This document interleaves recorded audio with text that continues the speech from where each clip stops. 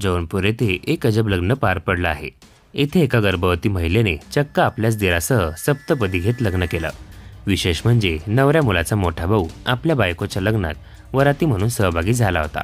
काय आहे नेमकं प्रकरण ते पाहण्यापूर्वी चॅनलला सबस्क्राईब करायला विसरू नका। मिळालेल्या माहितीनुसार जौनपूरच्या बीबीपूर गावात राहणाऱ्या शिरोमणी गौतम यांचा मुलगा बहादूर गौतमचं 26 मे 2023 रोजी सयार ख्वाजा क्षेत्रात राहणाऱ्या सिमी गौतमशी लग्न झालं होतं। अत्यंत थाटामाटात हिंदू पद्धतीने हे लग्न करण्यात आलं होतं। लग्नानंतर सीमा आपल्या सासरी नांदू लागली होती। कुटुंबात सगळं काही सुरळीत सुरू होतं, पण काही दिवसांनी बहादूर गौतमने आपल्या आईवडिलांना पत्नीचे आपला छोटा भाऊ सुंदर गौतमशी विवाहबाह्य संबंध असल्याचं सांगितलं। यानंतर कुटुंबाच्या पायाखालची जमीनच सरकली होती। आईवडिलांनी मध्यस्थी करत बहादूर गौतमची मनधरणी करत त्याला शांत केलं। या दरम्यान पत्नी सीमा गर्भवती झाली। यानंतर मात्र बहादूरने तिचा स्वीकार करण्यास तिला नकार दिला। हे मूल आपलं नसून छोटा भाऊ गौतम सुंदरचा आहे असा आरोप त्याने केला।